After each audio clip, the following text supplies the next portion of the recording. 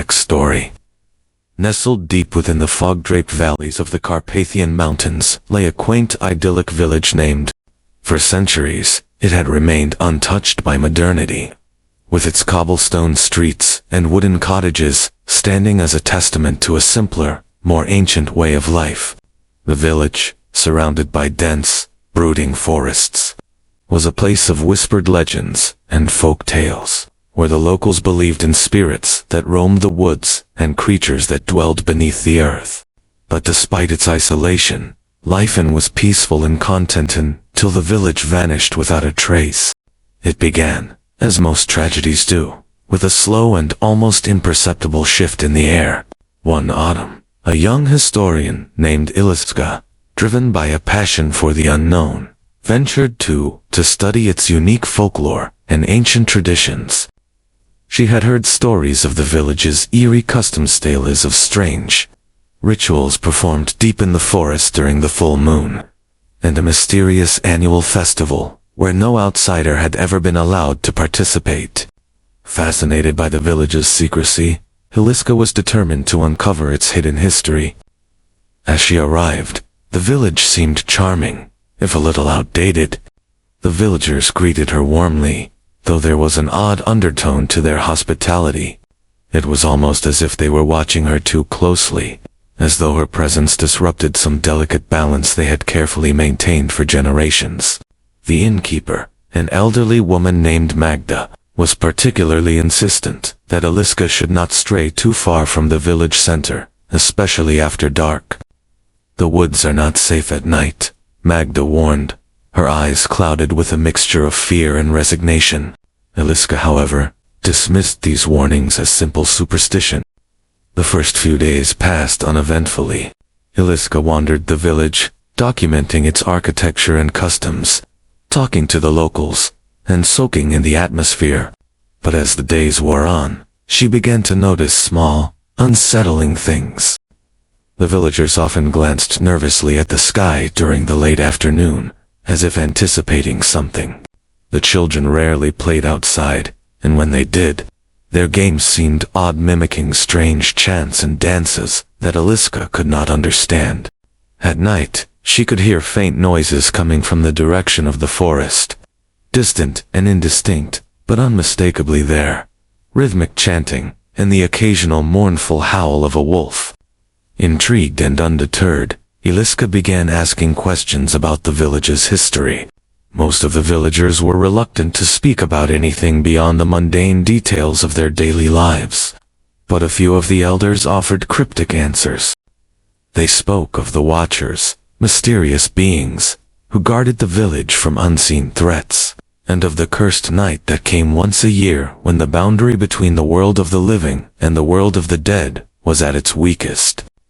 One elder took a particular interest in Ilika's inquiries, with deep-set eyes and a voice like the creaking of old wood, warned her in hushed tones about the forgetting, a phenomenon that, according to village legend, had befallen in ages past. "It is said," he whispered, "that once, long ago, this village was taken. It disappeared from the world, but it was not destroyed. No, it was hidden, taken away by those who dwell in the shadows. And now, every 100 years, they come again, seeking souls to replace the ones they lost." Iliska found the story fascinating, but she remained skeptical. The idea of a village vanishing into thin air seemed like nothing more than an elaborate myth, designed to scare children and keep outsiders at bay. But as the days grew shorter and the nights longer, she could not shake the feeling that something was amiss. Then came the night of the full moon. The villagers had been unusually tense all day, speaking in hushed tones and glancing nervously toward the forest. By evening, a strange stillness had settled over. No one was outside, and the windows of every house were tightly shut. Iliska, ever the curious observer, decided to investigate, armed with a notebook and a flashlight. She made her way to the outskirts of the village, where the forest loomed like a dark, impenetrable wall. As she approached the edge of the woods, the air grew colder, and the silence became oppressive. Iliska hesitated, her instincts telling her to turn back, but her desire to uncover the truth pushed her forward. She ventured into the forest, her footsteps barely audible on the thick carpet of fallen leaves. The trees, tall and ancient, seemed to close in around her, their gnarled branches reaching out like skeletal fingers. It wasn't long before she began to hear the chanting. Faint at first, but growing louder as she moved deeper into the woods. The voices were low and rhythmic, speaking in a language she did not recognize. Iliska followed the sound, her heart pounding in her chest, until she came to a clearing bathed in the eerie light of the full moon. In the center of the clearing stood a circle of villagers, their faces hidden by hooded cloaks. They were chanting, their voices rising and falling in a strange, hypnotic cadence. In the center of the circle was an altar made of stone, covered in strange symbols that seemed to pulse with an otherworldly light. Iliska watched in horror as the villagers performed a ritual unlike anything she had ever seen.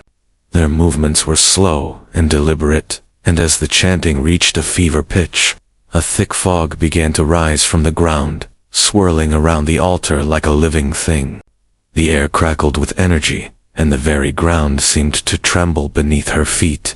And then, suddenly, everything went silent.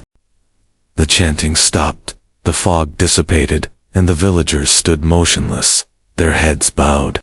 Iliska felt a chill run down her spine as she realized that something was terribly wrong. The air was thick with a palpable sense of dread, and the forest seemed to hold its breath. Without warning, the ground beneath the altar began to crack, and a deep, guttural sound echoed through the clearing, a sound that was not of this world. The villagers began to back away, their faces pale with fear, but it was too late. From the cracks in the earth, dark, shadowy figures began to rise, their forms indistinct and ever-shifting. They moved with an unnatural fluidity, as though they were not bound by the laws of the physical world. Ilika's breath caught in her throat as she watched the figures surround the villagers, their presence radiating malevolence. The villagers began to scream, their voices filled with terror, but their cries were quickly swallowed by the night. One by one, the villagers were pulled into the shadows, their bodies vanishing as though they had never existed. Panicked, Iliska turned to flee, but the forest had changed. The path she had taken was gone, replaced by a labyrinth of trees that seemed to shift and move with every step she took. Desperate, she ran, her flashlight flickering as the shadows closed in around her. She could hear the whispers now, soft, insidious voices that seemed to come from every direction. They spoke in a language she could not understand, but their intent was clear. They wanted her, just as she thought she was lost. Iliska stumbled upon an old stone structure, a crumbling tower that looked as though it had been forgotten by time. She raced inside, slamming the heavy wooden door behind her. The whispers grew louder, pressing against the walls of the tower, like a physical force, but for the moment, she was safe. Breathing heavily, Iliska slumped against the wall, her mind racing. What had she just witnessed? What were those shadowy figures, and why had they taken the villagers? She glanced out the window, her heart sinking as she realized the truth. The village was gone. The place where it had stood was now nothing more than an empty field, swallowed by the fog and the darkness. 4 hours, Iliska remained in the tower, too terrified to move. The whispers never ceased, but they never breached the walls of the tower. It was as though something about the ancient structure repelled the malevolent forces that lurked in the forest. As dawn approached, the fog began to lift, and the whispers finally faded into silence. Exhausted and shaken, Iliska made her way back to the spot where the village had once stood, but there was nothing left. No sign of the houses, the streets, or the people who had once called home. It was as though the village had never existed. In its place was only an empty field, covered in a thick layer of mist. Determined to find answers, Iliska left the Carpathian Mountains and returned to the city. But her attempts to tell others of what had happened were met with disbelief. No one had ever heard of, and there were no records of such a village ever existing. Even the maps of the region showed no trace of it. Elika's photographs, notes, and recordings had all mysteriously disappeared, leaving her with nothing but her memories of the terrifying events. Years passed, and the mystery of the vanishing village remained unsolved. Eliska dedicated her life to uncovering the truth, but no matter how hard she searched, she could find no evidence of existence. It was as though the village had been erased from history, taken by the shadows that lurked in the forest. And yet, every year, on the night of the full moon, Eliska could hear the whispers soft and distant, calling her back to the place where the village had once stood, the place where the shadows waited,